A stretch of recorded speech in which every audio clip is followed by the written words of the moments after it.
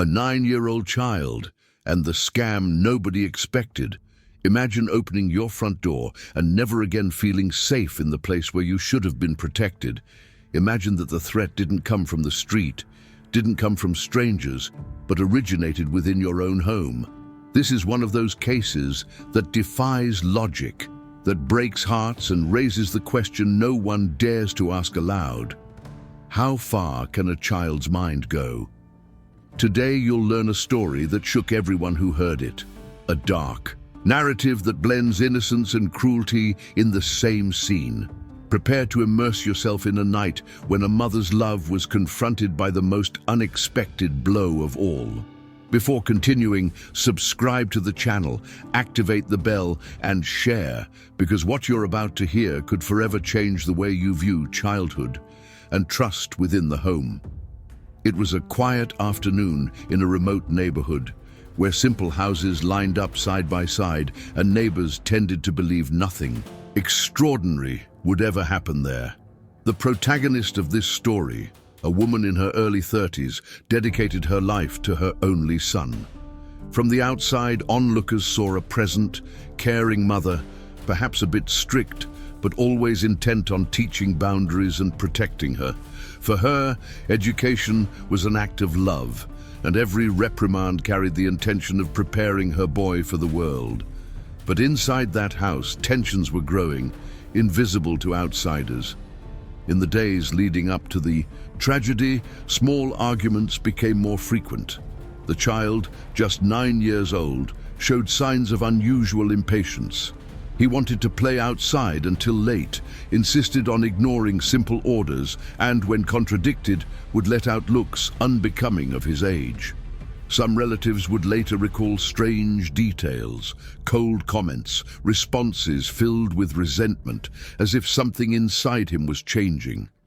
But who could have imagined that this silent whirlwind was about to turn into a storm? That afternoon, the argument began for a trivial reason. His mother didn't want him to be left outside alone. To her, it was a basic safety rule. To him, it felt like imprisonment.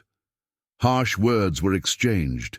The mother, tired, threatened to tell a close relative about the boy's disobedience. This simple threat was the trigger. The boy ran to the kitchen, and there, among common utensils, lay the knife that would forever change the fate of that family. The sound of small footsteps echoed through the hallway, followed by a silence that preceded the impossible. The mother, unaware of what was to come, turned to reprimand once more. It was at that moment that innocence was lost. A direct blow, filled with childish rage and incomprehension, pierced the invisible barrier between ordinary life and absolute horror. The scream echoed through the house, quickly drowned out by the shock, the blood, and the woman's incredulous gaze upon her own child. She fell to her knees, her hands pressing against a wound, and in a weak voice asked for something no one would forget, one last hug. In that request, pain mingled with maternal instinct, which even in the face of the cruelest betrayal still sought to comfort and say goodbye. The boy, in a daze, didn't react. Perhaps he didn't fully grasp the gravity of what he had just done. For the world, however, that moment would leave an indelible scar. As the mother's body was being rescued, but with no chance of survival, neighbors began to gather in, disbelief at the scene. Many wept, others wondered how it could have happened. A crime committed by an adult was already terrible, but coming at the hands of a child, it turned into a collective nightmare, a taboo difficult to face. The initial shock spread like wildfire. Within minutes, the news reached beyond the neighborhood walls and filled the dirt streets.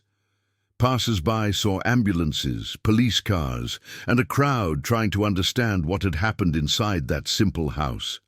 What was most shocking was not just the mother's death, but the perpetrator. It was her son, they whispered in disbelief, as if repeating the phrase would make it more real. But it wasn't. The police arrived quickly, but the silence inside the house spoke louder than any report. They found the boy standing still, his eyes fixed on nothing, as if he were completely unaware of the scene he had caused. There was no escape, no plan to hide, no full consciousness. It was as if the child had acted on impulse, unable to measure the consequences. Still, the report needed to be filed, a murder with a sharp weapon in the middle of a family home. For the officers, it wasn't a crime like any other. Normal procedure was mixed with perplexity and discomfort. How to handcuff a 9-year-old child, how to take him to a police station without seeming inhumane.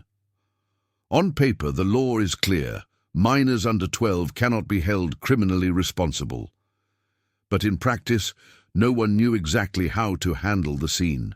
The boy was taken to Child Protective Services, while psychologists were called in to try to decipher what was going on in his mind. Meanwhile, neighbors gave contradictory testimonies. Some said the mother was strict but loving. Others claimed the boy had been displaying strange behavior in recent months: isolation, harsh responses, cold stares. Some swore he had constant nightmares and would wake up in the middle of the night babbling nonsense. Some saw signs of a disorder, others just a childish imagination. But everyone agreed on one thing: nothing explained the brutality of the act. The mother's body was taken to the coroner's office, where forensic examinations confirmed what was already evident. The knife used was a household knife, the kind kept in a kitchen drawer. The precise blow struck a vital area, virtually sealing her fate. The forensic experts also analyzed the scene. The furniture was in order, with no signs of a prolonged struggle. This reinforced the hypothesis that everything happened in a matter of seconds, a devastating impulse that left no time to react. As the investigation progressed, a new question arose. What would happen to the boy now? He couldn't be arrested, nor could he be taken to a socio-educational center. The Child and Adolescent Statute provided for protective measures, psychological counseling, placement in a specialized institution, or even transfer to family members. But none of these options seemed sufficient given the severity of the situation. How could someone who had crossed the most unthinkable line of boundaries, taking his own mother's life, be reintegrated into society? The press was quick to arrive. Reporters lined the street, cameras recorded every movement, and headlines splashed the horror in capital letters. 9-year-old stabs mother to death, the newspapers declared. The repercussions were immediate, fueling debates about children's mental health, domestic violence, and even the influence of digital content. Many sought quick explanations, but the truth was cruel. Perhaps there was no simple answer. For the family, grief was mixed with shame. They had lost a mother, but they couldn't simply demonize the child. He was, after all, part of their own family. Some spoke of demonic possession, others of a psychological disorder. Some blamed the mother's strictness, and others argued that the upbringing had been fair, but the boy never accepted limits. Opinions differed, but they all came to the same point. Nothing would bring the woman back, and nothing would erase the emotional scar that would mark them all forever. The news quickly spread beyond the neighborhood and spread throughout the country. TV news, news portals, and police programs covered the case, always with the same tone of perplexity.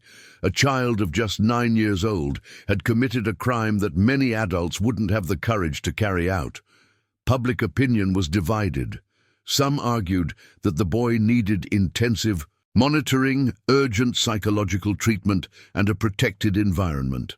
Others, shocked, called for exemplary punishment, as if age could be ignored given the gravity of the act. Child and adolescent experts began to be consulted. Psychologists discussed conduct disorders, possible signs of early sociopathy, and invisible traumas that could have fueled the violence. Psychiatrists raised hypotheses about neurological disorders, empathy deficits, or even genetic influences. Educators noted that Excessive exposure to violent content could shape impulsive behavior in still developing brains. But even with so much analysis, the feeling lingered that no one could fully understand what had happened that afternoon. Meanwhile, on social media, the case became fuel for heated debates. Aggressive comments mingled with messages of compassion. Many wondered, was the child a victim of a flawed system, a rigid upbringing, or was he already demonstrating an inherent evil? Posts went viral with photos of the neighborhood, neighbors' theories, and sensationalist videos. The crime ceased to be merely a family drama and became a reflection of the collective anxieties of Brazilian society. Inside the Child Protective Services, the professionals in charge were facing a silent dilemma. The boy showed no immediate remorse. Some hours he spoke normally as if nothing had happened. Other times he remained silent, staring at the ground. He didn't cry, didn't apologize, but also didn't show any signs of anger.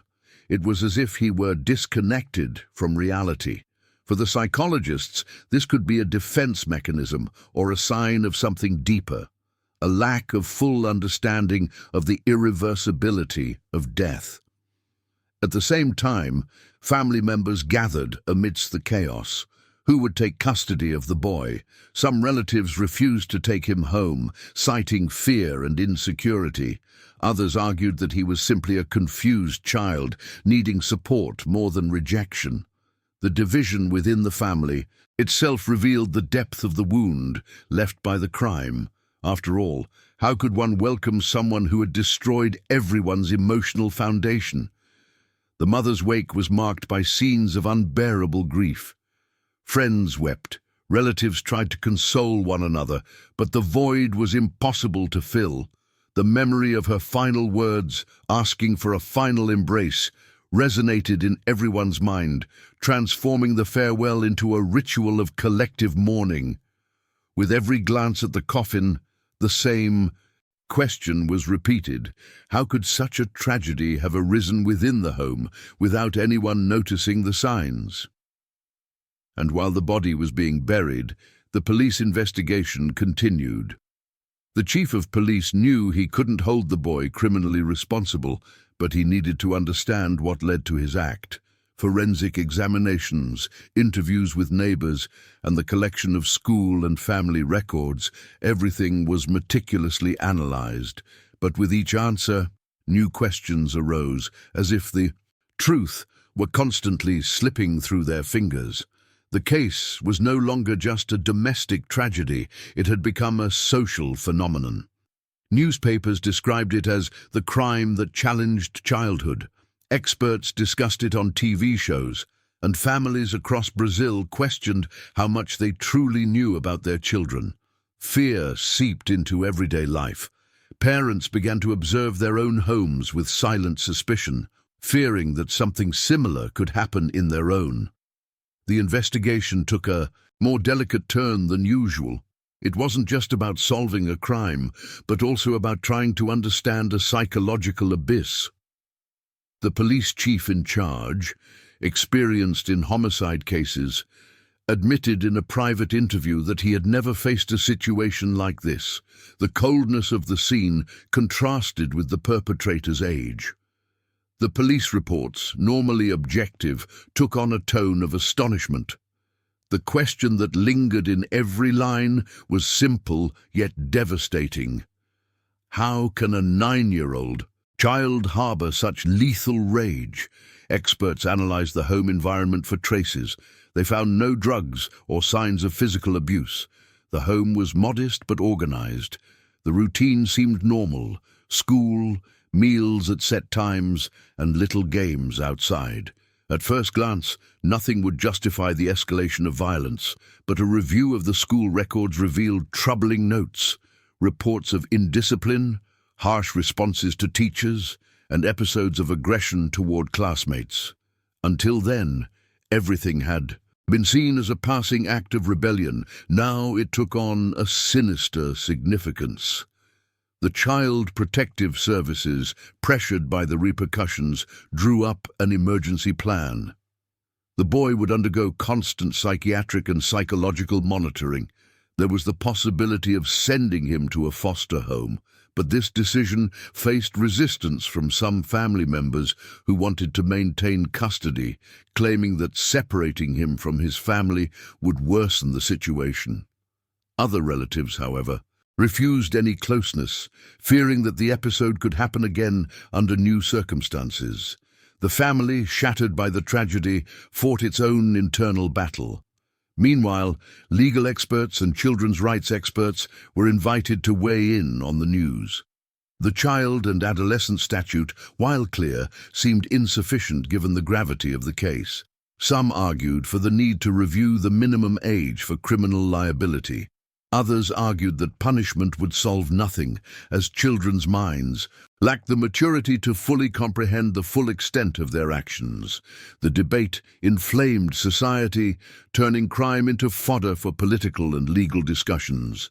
The press, in turn, exploited every detail. Sensational headlines featured photos of the mother, the simple house where everything happened, and even objects collected by forensic experts.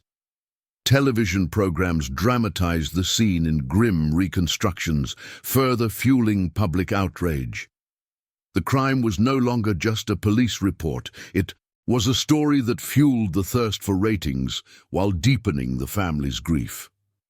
In the silence of the early morning, away from the cameras, the boy remained under observation. Psychologists reported that at times he spoke of the incident as if it were just an ordinary fight. At others, he withdrew, showing signs of anxiety and isolation. But what was most frightening was the lack of genuine remorse. There were no tears, no confession of guilt, just short sentences as if he didn't understand that his mother would never return. For the community, the collective trauma remained. At every corner, residents repeated different versions, some transforming the crime into an urban legend, others warning of the invisible dangers of the human mind. The house where it all happened began to be avoided, as if cursed. Children no longer played in the street, and neighbors changed sidewalks when passing the rusty gate. The home that once sheltered a mother and her son now symbolized a living nightmare, a point of silence amidst the hustle and bustle of the city. And amid so many unanswered questions, there remained the nagging feeling that it might never be possible to fully understand what led a child to cross the most sacred line in human life, attacking his own mother. The crime remained an open wound, not only for the family, but for the entire society that witnessed it. Time passed, but the scars left by that afternoon remained etched in the collective memory. The case became a somber reference in debates about childhood, violence, and responsibility.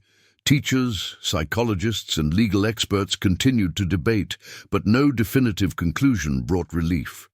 The crime remained a shadow hanging over society, a cruel reminder that danger can arise from where it is least expected. The boy, now under constant monitoring, became the subject of confidential studies and reports. Some professionals believed he could be rehabilitated, reintegrated into a safe family, environment, and rebuild his life. Others, more skeptical, claimed there were traces of a worrying coldness that could blossom into something even more dangerous in adolescence. The truth is, no one could predict the child's future with certainty. His innocence had been shattered, and with it, any hope of immediate normalcy. The family, torn apart, struggled to move on. The wake became a symbol of pain, but also of silence. Relatives avoided speaking publicly, fearing judgment. Some distanced, themselves completely unable to cope with the memory of the scene.